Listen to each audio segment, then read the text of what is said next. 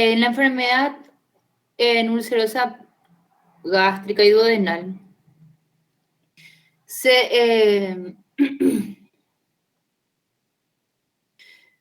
como habíamos hablado anteriormente, se ve, o sea, se observa a consecuencia del Helicobacter pylori, que es una bacteria que es el causante estrella, el número uno de este tipo de enfermedad. Y sí, siguiéndole como de mayor a menor, viene el consumo crónico de AINES, ¿verdad? Bueno, como habíamos visto en la clase, en la clase anterior, aparece a nivel del tracto esofágo gastrointestinal. ¿Por qué? Porque la mucosa queda expuesta al jugo gástrico, y eso hace que se produzcan las pequeñas lesiones, ¿sí? Doutora, Bueno, sí, eu novamente. Você pode gravar a classe, por favor? dale. Espérame que 3 segundos. Espérame un ratito. Gracias. Llamo grabación. Ahí. Bueno.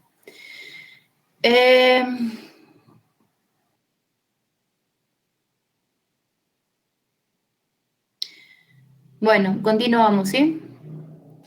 Se ve la imagen, ¿verdad? Bueno, me supongo que sí. Bueno.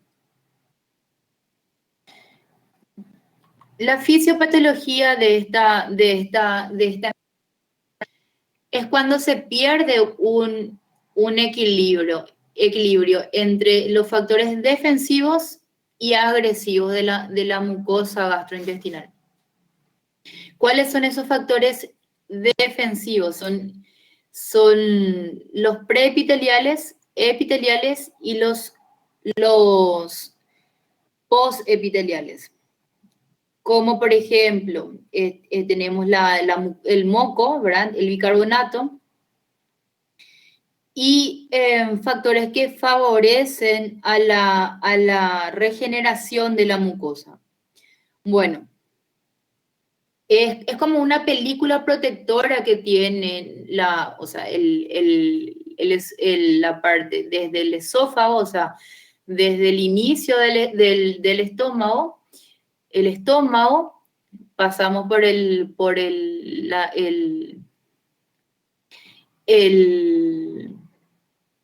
píloro hasta llegar al duodeno, ¿sí? Tienen una película protectora. ¿Por qué? Porque esta zona de nuestro cuerpo está expuesto a agentes ácidos, ¿verdad? Que se encargan de la digestión, o sea, de la digestión de nuestros alimentos. Y es una zona en donde está preparado para tolerar este ácido, ¿verdad? Esta sustancia ácida. Pero hay veces en donde hay factores como una bacteria, que es el Helicobacter pylori, o el uso de analgésicos, o sea, de medicamentos, el propio estrés, o una sobreproducción de este jugo gástrico, que hace que esa zona donde tiene la defensa y está preparado para tolerar esta sustancia, no pueda seguir protegiéndole a la capa del estómago. Entonces, ¿qué hace? Desgasta, quita la película protectora, quita el moco, o el cuerpo, el propio cuerpo no puede regenerarse de forma rápida, entonces genera este tipo de lesiones, ¿sí? Entonces, nuestros factores agresivos son endógenos y exógenos, ¿verdad? Que estuvimos hablando. Bueno, ¿cuáles son los factores exógenos? Los factores exógenos son lo que nosotros ingerimos, ¿verdad? Lo que está fuera de nuestro cuerpo. Por ejemplo, el alcohol, el tabaquismo, ¿sí? Medicamentos, los AINES, infecciones como el Helicobacter pylori, y los factores endógenos. Los factores endógenos son el estrés, son situaciones que hacen que disminuya el flujo sanguíneo o que no se pueda desarrollar de forma normal las células epiteliales del estómago, o una sobreproducción de jugo gástrico. Bueno, como seguimos repitiendo, ¿verdad? El 95% de las causas de las úlceras gastroduodenales es a consecuencia del Helicobacter pylori. Y también este Helicobacter pylori se asocia al consumo de AINES, del uso de forma crónica de los AINES. Bueno, ¿cuáles son las alteraciones que produce? Produce una disminución en la secreción de bicarbonato, un aumento en la producción de la secreción ácida, y habla de que hay una sobrecarga duodenal por un incremento del vaciado gástrico. La mayoría de las úlceras duodenales se producen en la primera porción del duodeno, ¿sí? Eso es común. Es lo que se vea en el duodeno distal, o sea, en la zona distal del duodeno, ¿sí? Bueno, tenemos la clasificación de las úlceras gástricas, que es la clasificación de Johnson y Johnson, que se divide del 1 al 5. ¿Sí? El tipo 1 es una úlcera que se produce en la curvatura menor del estómago. El tipo 2 se produce a nivel del cuerpo gástrico, y en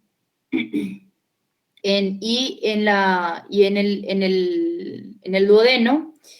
El tipo 3 es prepilórica, o sea que antes de píloro. El tipo 4 es en la curvatura menor, pero en la zona alta, ¿sí? Que es extremadamente. Y el tipo 5, que es inducida por fármacos en cualquier parte del estómago. Los fármacos ya habíamos hablado, que son los AINES, antiinflamatorios, analgésicos, el ketorolac, el diclofenac, el ibuprofeno, que generalmente las personas con dolencias crónicas consumen, que es lo que ya habíamos mencionado anteriormente. Estoy repitiendo todo, ¿verdad? Bueno, la clasificación de las úlceras gástricas. Bueno, el tipo 1 se ve generalmente en la curvatura menor en la región entre el fundus y el antro gástrico. El tamaño... en general, o sea, el tamaño es el tamaño es generalmente de unos 5 centímetros. Y acá la localización habla entre la transición entre el fundo y el antro gástrico, no más de 6 centímetros del límite entre esa transición, ¿sí? Dentro de las úlceras gástricas representa el 60% de los casos, o sea que es lo que mayormente se observa, ¿sí? El tipo 2 es el que se encuentra en el cuerpo gástrico y se asocia a úlceras duodenales y a una hipersecreción ácida. El tipo 3 son úlceras que se encuentran a llegar al píloro y generalmente es el 20% de las úlceras. se comportan, como están cerca ya del duodeno, se comportan como úlceras duodenales y también se asocian a la hipersecreción ácida. El tipo 4 constituye el 10% de las úlceras, se observa en la curvatura menor, pero en la zona alta que habíamos hablado es bastante raro, no se observa normalmente. Y es cerca de la unión gastroesofágica. El tipo 5 es producida por AINES y pueden aparecer en cualquier parte del estómago y corresponde al 5% de los casos. Bueno, las úlceras duodenales se observan generalmente en pacientes jóvenes entre 30 a 35 años, más o menos el rango etario, ¿verdad? Y hasta 50 a 60 años, ¿sí? Predomina más en el sexo masculino. Bueno, en las manifestaciones clínicas, como habíamos visto en la clase pasada, que fue hace un segundo, ¿verdad? Se manifiesta por dolor, un dolor tipo urente, o sea, le quema el estómago, un dolor urente como retorcijones por momentos, ¿verdad? Le pasa generalmente por las noches cuando el estómago está vacío y le calma cuando el paciente ingiere un alimento. Generalmente son enfermedades crónicas, como habíamos hablado anteriormente. Bueno, en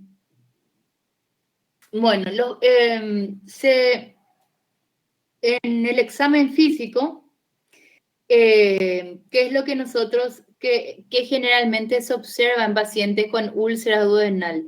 El estado físico del paciente, ¿verdad? Son pacientes que generalmente bajaron de peso por regímenes restrictivos. ¿A qué se refiere eso? A que él evita comer ciertos alimentos que le ocasionan dolor, ¿verdad? Por ejemplo, alimentos grasos, por ejemplo, salsas, aceitosos, frituras, no toleran, son alimentos que le generan una mayor secreción de acidez y le generan dolor, ¿verdad? La sensación de pesadez, de ardor. Entonces, ellos mismos se dietan, ¿verdad? Son pacientes que bajaron de peso porque ellos mismos se restringieron en su alimentación, ¿sí? Bueno, en la úlcera gástrica el dolor es característico, un dolor ritmado, periódico, ¿verdad? Que como habíamos hablado, se localiza en el epigastrio.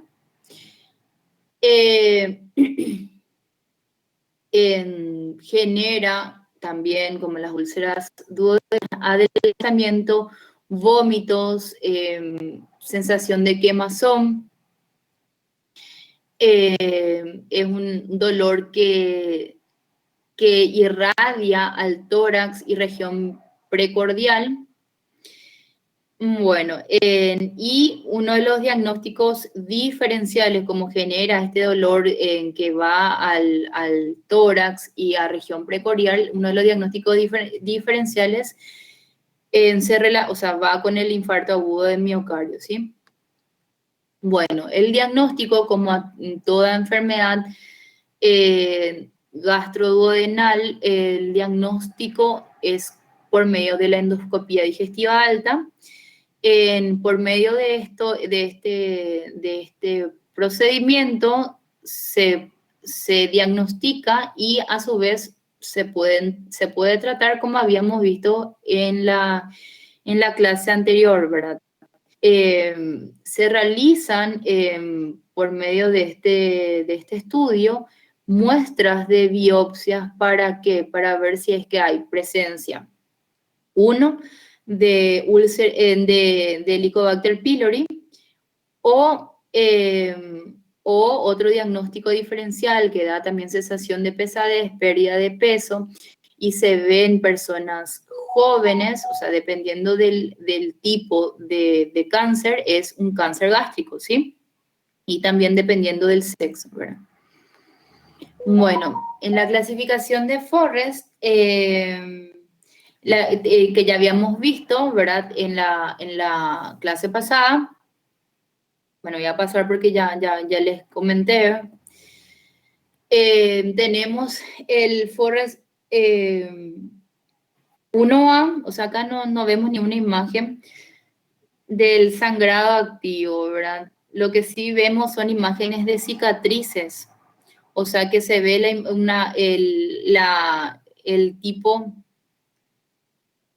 el tipo 3, ¿verdad? Que ya es una lesión fibrosa. Bueno, hay estudios contrastados en donde se utiliza bario.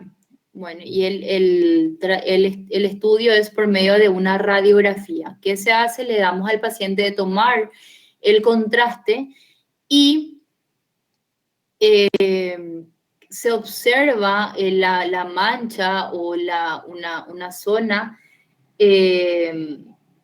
más radio opaca, en donde queda un poquito del contraste es en la zona de la úlcera, ¿verdad? En el cráter que generó la lesión, ¿sí? Como una zona excavada. Bueno, eso es esos son estudios contrastados que se realizan también. Acá hay un ejemplo que muestra la flechita, en donde hay una zona excavada, ¿verdad? En donde se marca con el contraste. Bueno, la prueba del Helicobacter pylori se toma muestras de biopsia, ¿verdad? Se realizan biopsia y se hace por medio de tinción de Giemsa o de Genta. Anteriormente se hacía la prueba de la ureasa, pero actualmente ya no se utiliza.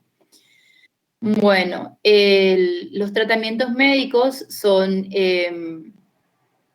habíamos hablado, ¿verdad? La erradicación del Helicobacter pylori, cambios de estilo de vida, si es que estás fumando o si es que estás o consumís de forma crónica AINES o tomás en exceso, evitar todo eso, ¿verdad? Cambio del estilo de vida, cambio en la dieta, si es que estás consumiendo picantes, salsas, chocolate, suspender eso, y la erradicación del Helicobacter pylori, que es la triple terapia que les había mencionado anteriormente, que es la utilización de 2 antibióticos más un inhibidor de la bomba de protones.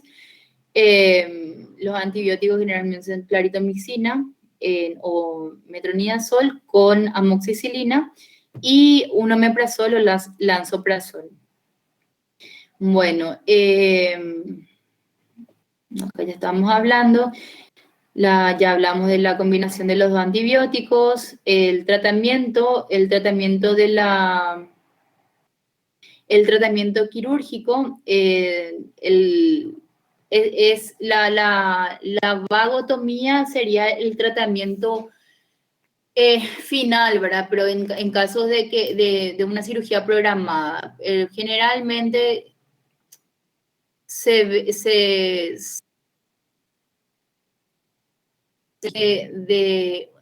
de urgencia, ¿verdad? De sangrado, perforación en cuadros obstructivos.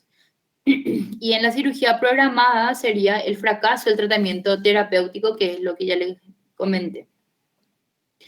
Bueno, la vagotomía puede ser una vagotomía troncular, selectiva o súper selectiva. Bueno, Las vagotomías presentan una menor tasa en la recidiva, o sea, que el paciente, ¿qué significa? Que, o sea, que el paciente no vuelva a presentar no vuelve a presentar los síntomas que anteriormente tenía y no vuelve a desarrollar las úlceras, ¿sí? Puede realizarse una vagotomía troncular y antrectomía o una vagotomía selectiva más una antrectomía.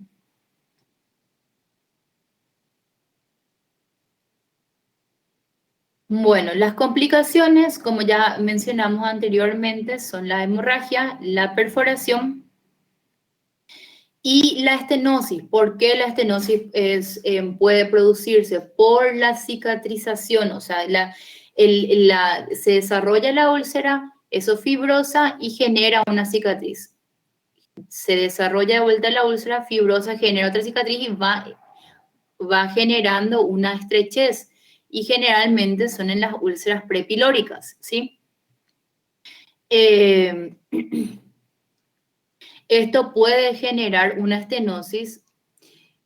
¿Y qué genera la estenosis a nivel del estómago? Va a generar un cuadro obstructivo, ¿sí?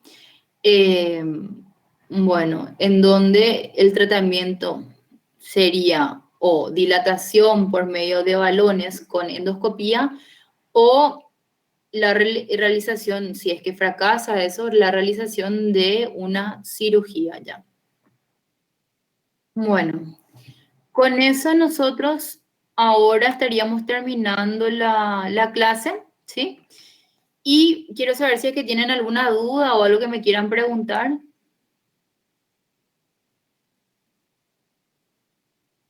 O ya damos por concluida la clase del día de hoy.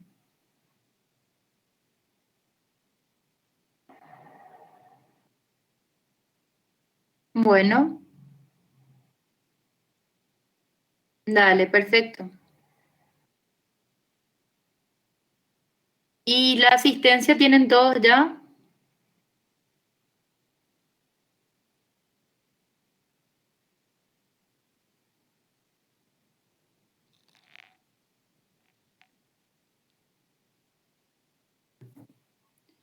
Puede afectar la segunda porción, pero como habíamos visto en la clase, es bastante raro, ¿verdad? O sea, lo que generalmente afecta es la primera porción del duodeno, que es lo más común, ¿verdad?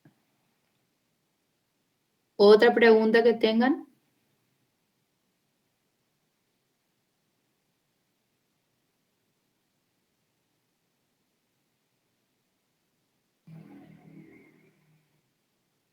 Bueno, en teoría todos se pusieron presentes, ¿verdad? Ya tienen la presencia, así podemos, ya salieron del... Muy bien. Doctora,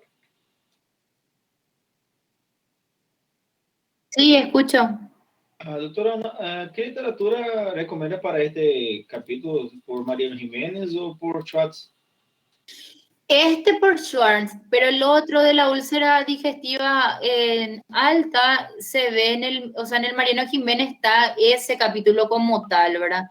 Porque en el Schwartz es por enfermedad, así está, por enfermedad úlcera gástrica, después en angiodisplasia, o sea, está todo separado.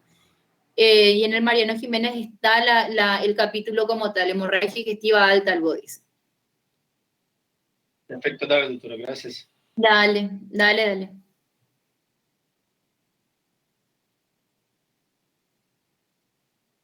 Bueno,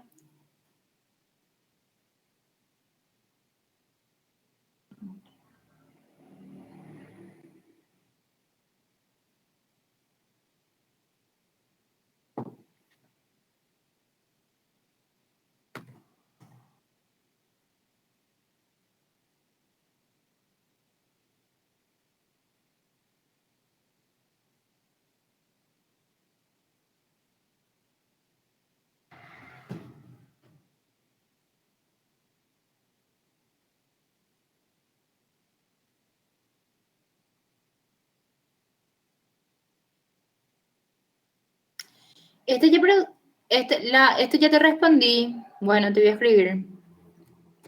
Puede, pero no es lo habitual.